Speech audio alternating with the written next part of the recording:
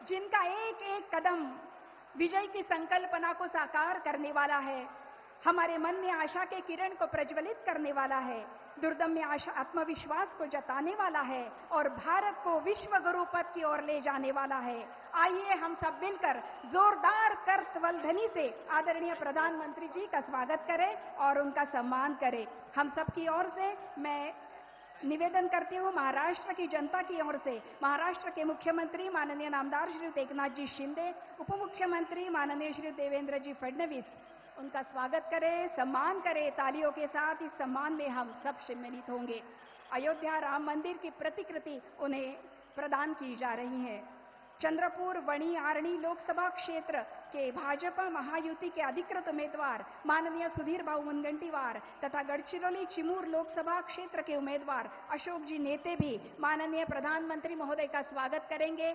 एक विशेष प्रतिकृति जो काष्ठ से बनाई गई है, यहाँ के स्थानिक कलाकारों ने बनाई है, ये प्रतिकृति उन्हें भेंट स्वरूप दी जा रही है तथा एक आर्किटेक्ट ऑफ न्यू इंडिया यह कॉफी टेबल बुक जो खुद सुधीर भाऊ की निर्मित है, जिसमें आदरणीय प्रधानमंत्री के कार्यों का संपूर्ण लेखा जोखा समाविष्ट है, ऐसा एक बुक भाऊ उन्हें प्रदान करेंगे। और महिला कल्याण को लेकर आदरणीय प्रधानमंत्री जी ने जो निर्णय लिए हैं, उनके प्रति भी भाव व्यक्त करते हुए महिलाओं की ओर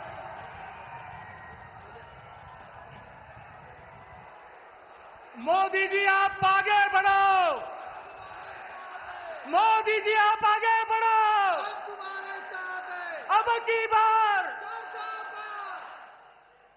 बोलो छत्रपति शिवाजी महाराज की, वंदे भारत माता की। अब के बार संपला क्या?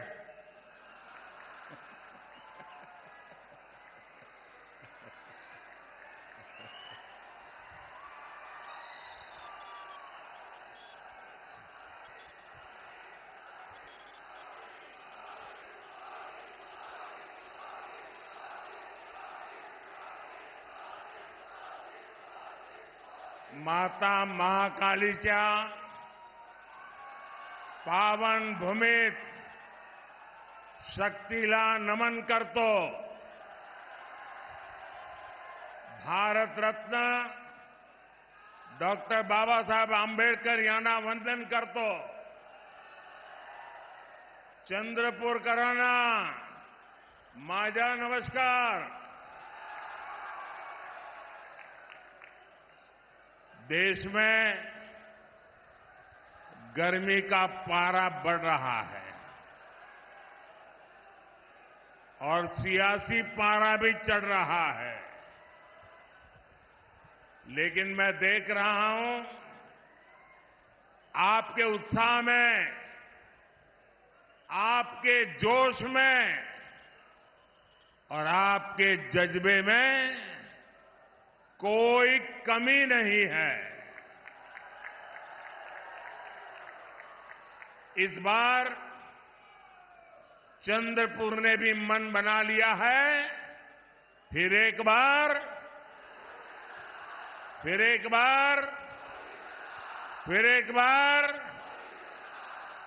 और चंद्रपुर से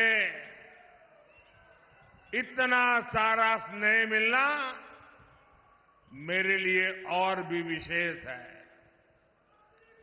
ये चंद्रपुरी है जिसने अयोध्या में भव्य राम मंदिर निर्माण के लिए लकड़ी भेजी। नए भारत की प्रतीक संसद की नई इमारत में भी चंद्रपुर की ही लकड़ी लगी हुई है। चंद्रपुर की ख्याति पूरे देश में पहुंची है। मैं चंद्रपुर के लोगों को बहुत बहुत बधाई देता हूं। कल से नववर्ष और नवरात्रि का पावन पर्व भी शुरू हो रहा है। सभी देशवासियों को इन पर्वों की हार्दिक शुभकामनाएं। समस्त बंधू भगिनींना गुढी पाडव्याच्या आणि नूतन वर्षाच्या हार्दिक शुभेच्छा।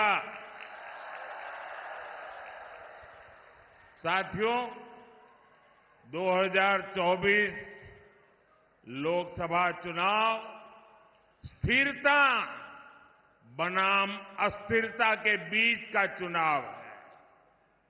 एक और भाजपा एनडीए है जिसका ध्येय है देश के लिए कड़े फैसले लो, बड़े फैसले लो। दूसरी ओर कांग्रेस और इंडी गठबंधन है जिसका मंत्र है जहां भी सत्ता पाओ खूब मलाई खाओ। इंडी गठबंधन ने हमेशा देश को अस्थिरता में झोंका है।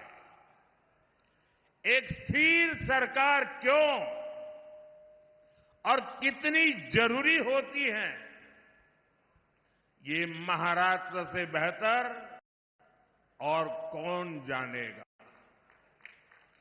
इंडी अलायंस की केंद्र में जब तक सरकार रही, महाराष्ट्र की लगातार उपेक्षा होती रही। जब इंडी अलायंस वाले ढेर सारी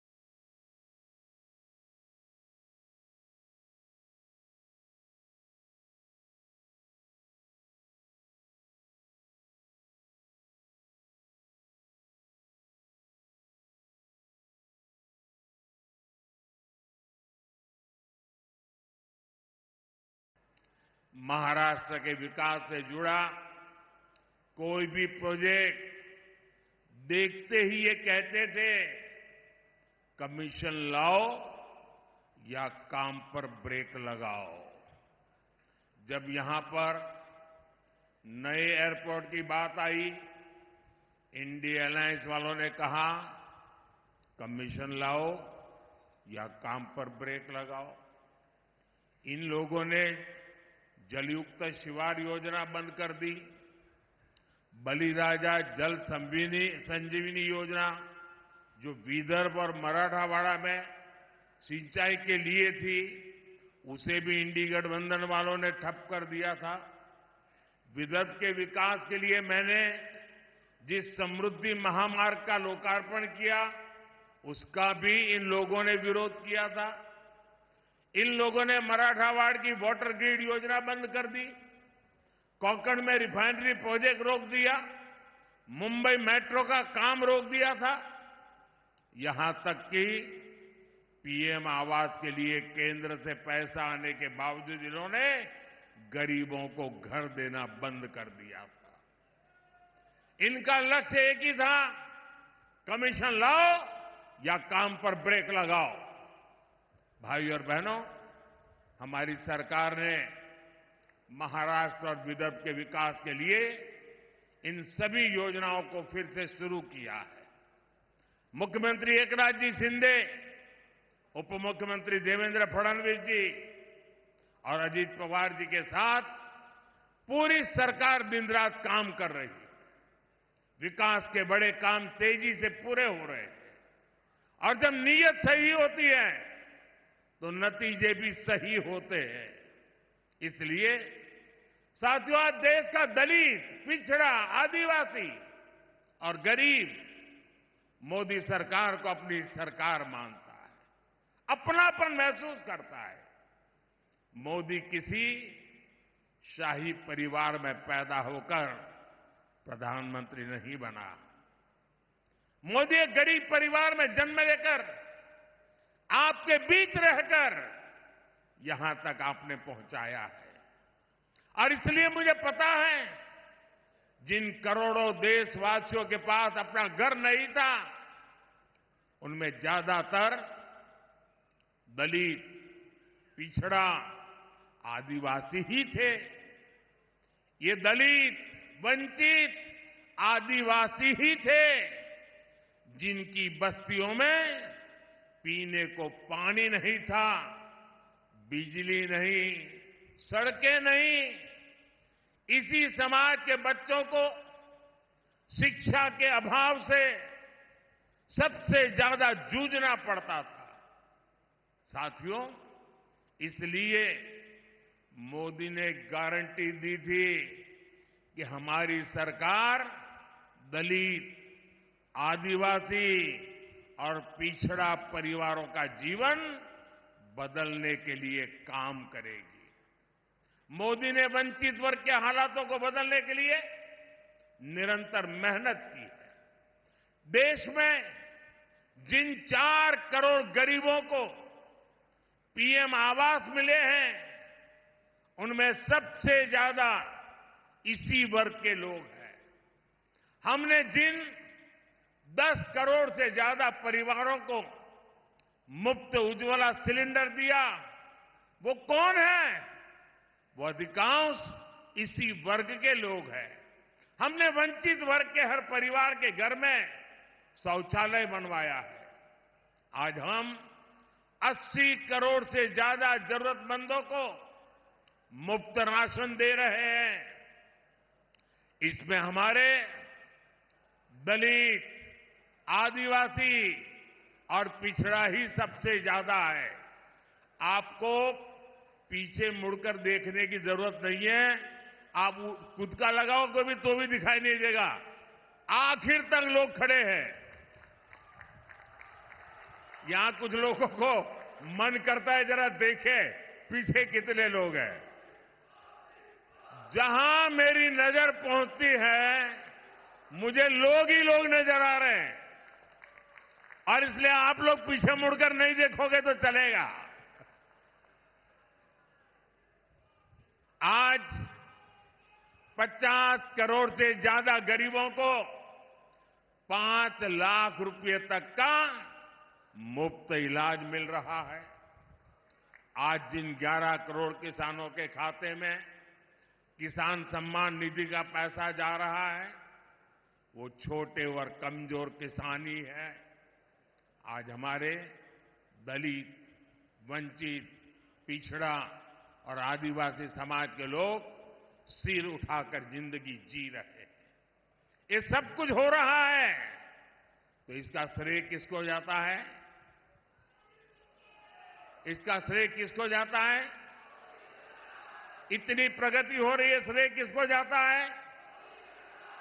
देश गरीब से गरीब व्यक्ति का भला कर रहा है, इसका श्रेय किसको जाता है? आपका जवाब गलत है। ये मोदी के कारण नहीं, ये सब आपके एक वोट की ताकत ने किया है। आपने मोदी को आशीर्वाद दिया है और इसलिए ये जो पुण्य कार्य है, उसके आप भी उतने ही हकदार हैं। साथियों, राजनीतिक पार्टियों का ये दायित्व होता है कि वो जनता की समस्याओं का समाधान करे।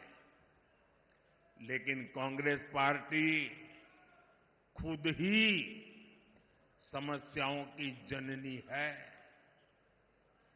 आप आजादी के बाद से गिनना शुरू करिए। देश का विभाजन हुआ, मजहब के नाम पर ये विभाजन किसने करवाया? किसने करवाया? किसने करवाया? देश आजाद होते ही कश्मीर में समस्या खड़ी कर दी गई। कश्मीर में समस्या किसने पैदा की? जरा पूरी ताकत से बताइए, दिल्ली तक आवाज जानी चाहिए। ये कश्मीर को किसने मुसीबत में डाला?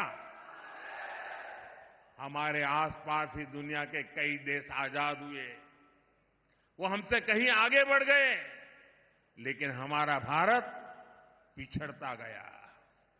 तब ज्यादातर समय देश में किसकी सरकार थी? देश दशकों तक आतंकवाद का शिकार रहा। आए दिन कहीं भी बम ब्लास्ट हो जाते थे। तुष्टीकरण के लिए आतंकवादियों को संरक्षण कौन देता था? आतंकवादियों को संरक्षण कौन देता था? देश में नक्सलवाद जैसी समस्या इतनी विकराल हो गई। ये लाल आतंक किसकी देन था? किसकी देन था? साथियों, आजादी के 7 दशक बाद तक राम मंदिर का 500 साल पुराना विवाद बना हुआ था। अयोध्या में राम मंदिर के निर्माण पर अड़ंगा कौन लगाता था? अड़ंगा कौन लगाता था? कोर्ट में किस पार्टी के लोग भगवान राम के अस्तित्व पर सवाल उठाते थे? कौन सी पार्टी के वकील सुप्रीम कोर्ट में जाकर कहते थे कि राम मंदिर पर फैसला न सुनाए? किस पार्टी ने राम मंदिर प्राण प्रतिष्ठा आयोजन का बहिष्कार किया? किस पार्टी ने दशकों तक बाबा साहब आंबेडकर को भारत रत्न नहीं मिलने दिया? इतने दशकों से हमारे लोग पिछड़ा वर्ग आयोग को संविधान का दर्जा देने की मांग कर रहे थे। किसने पिछड़ा वर्ग के साथ धोखा किया? हर बात का जवाब एक ही है। एक ही है कि नहीं है? एक ही है कि नहीं है? साथियों, पिछले 10 वर्षों से कांग्रेस सत्ता से बाहर है। आपने एनडीए को पूर्ण बहुमत दिया। हमने देश की बड़ी बड़ी समस्याओं का स्थायी इलाज किया है। आज महाराष्ट्र ही नहीं बल्कि पूरे देश में नक्सलवाद कमजोर पड़ गया है। जो गढ़चिरौली नक्सली हिंसा के लिए जाना जाता था, अब उसकी चर्चा विकास और स्टील कंपनी के लिए हो रही है। हमारा गढ़चिरौली अब फौलाद सिटी बनने जा रहा है। भाइयों बहनों, हमारे यहां मराठी में एक कहावत होती है, कडू कारले तुपात तळले साखरेत गोळले तरी कडू ते कडूच। यानी कड़वे करेले को घी में तले या शक्कर में घोले, वो फिर भी कड़वा का ही कड़वा ही रहता है। ये कहावत कांग्रेस पर सटीक लागू होती है कि नहीं होती है? होती है। वो सुधर ही नहीं सकते, वो कभी नहीं बदल सकते। अपनी करतूतों के कारण आज कांग्रेस पार्टी देश के भीतर जन समर्थन खो चुकी है। इसलिए अब कांग्रेस खुलकर बांटो और राज करो के खेल पर उतर आई है। कांग्रेस ने अपना जो घोषणा पत्र निकाला है, उसमें भी मुस्लिम लीग की भाषा लिखी गई है। क्या ये आपको मंजूर है? ये देश स्वीकार करेगा?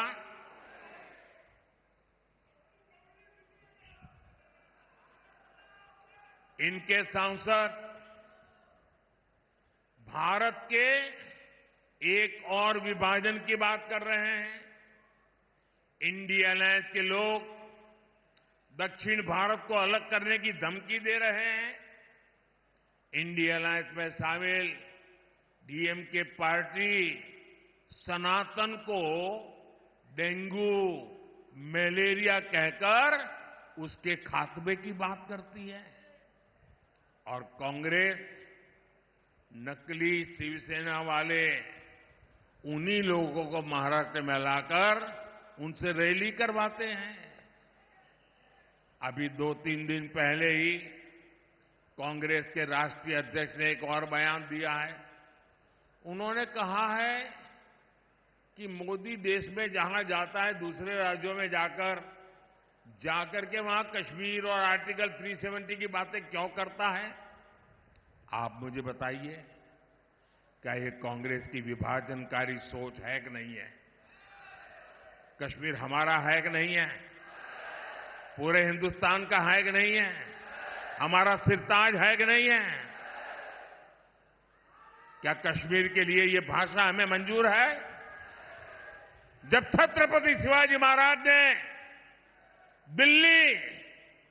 दिल्ली सल्तनत से मोर्चा लिया था, तब उन्होंने क्या ये कहा था कि दिल्ली में जो हो उसे मेरा क्या वास्ता?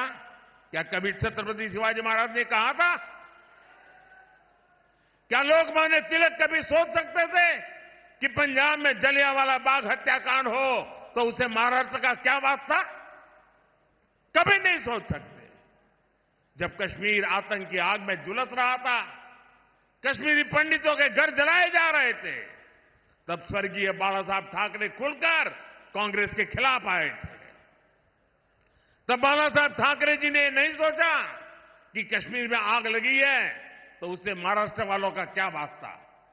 मुझे खुशी है कि हमारे एकनाथ शिंदे जी और उनकी पार्टी बाला साहब के विचारों को पूरी मजबूती से आगे बढ़ा रही है। साथियों, भाजपा एनडीए ने गढ़चिरौली चिमूरी से अशोक नेते जी को और चंद्रपुर से मेरे पुराने साथी भाई सुधीर जी को अपना उम्मीदवार बनाया है। सुधीर जी ने मंत्री रहते हुए क्षेत्र के लिए लगातार काम किया है। इन उम्मीदवारों को आपका समर्थन मोदी को मजबूत करेगा। मेरा आप सबसे अनुरोध है कि 19 अप्रैल और 26 अप्रैल को भारी संख्या में मतदान करें और मेरा आपसे आग्रह है, हर पोलिंग बूथ अपने पुराने सारे रिकॉर्ड तोड़ दे। तोड़ेंगे? इस चुनाव में हमें सबसे पहले पोलिंग बूथ जीतना है। जीतेंगे? पोलिंग बूथ में घर घर जाएंगे, लोगों से मतदान के लिए आग्रह करेंगे। गर्मी कितनी ही क्यों न हो, मतदान भारी होगा। सुबह सुबह मतदान कराओगे? अच्छा, मेरा एक और काम करोगे? ये सुधीर जी का काम नहीं है, मोदी का है। करोगे? ये अशोक जी का काम नहीं, मेरा काम है। करोगे? पक्का करोगे? सबके सब जरा हाथ ऊपर करके बताइए, करेंगे? मेरा एक काम करना कि चुनाव तक घर घर जाना और जाकर के कहना कि अपने मोदी जी चंद्रपुर आए थे और मोदी जी ने आपको प्रणाम भेजा है। पहुंचाएंगे मेरा प्रणाम? घर घर मेरा प्रणाम पहुंचाएंगे? एक बार फिर आप सभी का बहुत बहुत आभार। भारत माता की, भारत माता की, भारत माता की।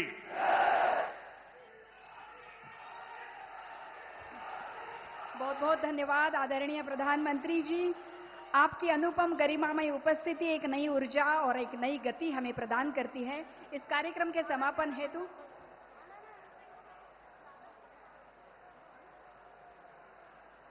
महिला शक्ति की ओर से एक छोटी सी भेंट आदरणीय प्रधानमंत्री महोदय को भेंट के स्वरूप दी जा रही है। एक रेडियो है जो बांबू से बनाया हुआ है, उससे मन की बात निकलेगी और आप तक पहुंचेगी। जोरदार तालियों के साथ आप स्वागत करेंगे इस भेंट वस्तु का।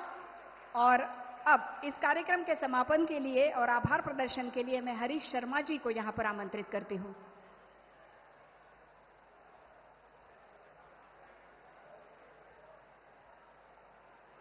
हरीश शर्मा जी आभार प्रदर्शन के लिए यहां पर आमंत्रित करती हूं।